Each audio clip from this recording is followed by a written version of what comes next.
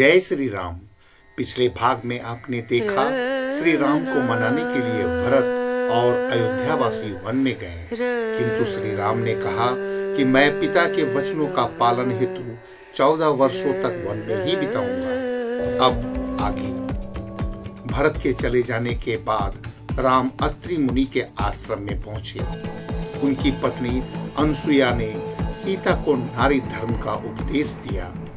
उन्होंने सीता को दिव्य माला, दिव्य वस्त्र देकर कहा कि ये ना तो कभी मैले होंगे न ही नष्ट। चित्रकूट अयोध्या से केवल कुछ दिन की दूरी पर था। राम यहाँ से चले जाना चाहते थे। अत्रि ऋषि से विदा लेकर राम दंडक वन की ओर चल दिए। वे तीनों ऋषियों के आश्रम में पहुंचे। ऋषियों ने उन्हें राक्षसों के उपद्रवों से अवगत कराया कि राक्षस हमें यज्ञ नहीं करने देते, हमें परेशान करते हैं। राम ने उन्हें आश्वस्त किया। तीनों ने उस दिन वहीं विश्राम करने की सोची। अगले दिन राम, लक्ष्मण और सीता घने दंडक वन में प्रवेश किया। वे अभी कुछ दूर ही गए होंगे कि एक विशाल शरीर और लंबी भुजाओं वाले दानव ने उनका रास्ता रोक लिया। वह विराट नामक राक्षस था। उसने झपट कर सीता पर वार किया और कहा, ऐसी सुंदर स्त्री लिए वन में घूम रहे हो या मेरे काम की है, इसे मुझे सौंप दो। राम ने उस राक्षस पर बाणों की वर्षा शुरू कर दी। वह राक्षस क्रोध से पागल हुआ इधर उधर घूमने लगा। राम ने उसकी लंबी भुजाओं को तोड़ मरोड़ कर उसे वहीं ढेर कर दिया। उसके बाद राम, लक्ष्मण और सीता ने अगस्त्य ऋषि के आश्रम की ओर प्रस्थान किया।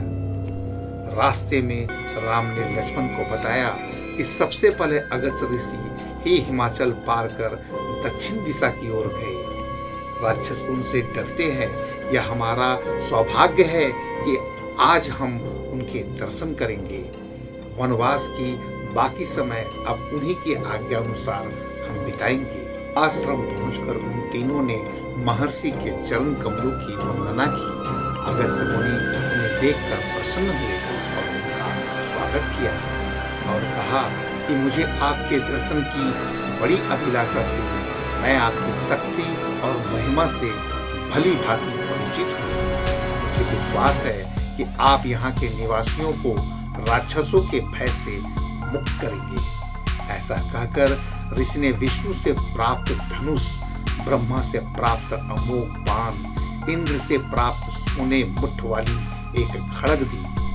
अब मुनि ने उन्हें गोदावरी नदी के किनारे पंचवटी नामक स्थान पर रहने का परामर्श दिया। राम, लक्ष्मण और सीता ने पंचवटी की ओर प्रस्थान किया। वहीं मार्ग में उन्हें एक विशाल काय गिद्ध मिला। उन्होंने अपना परिचय दिया, मैं जटायु हूँ और आपके पिता का मित्र हूँ। राम ने उसे पिता के समान सम्मान दिया और आगे बढ़ गए।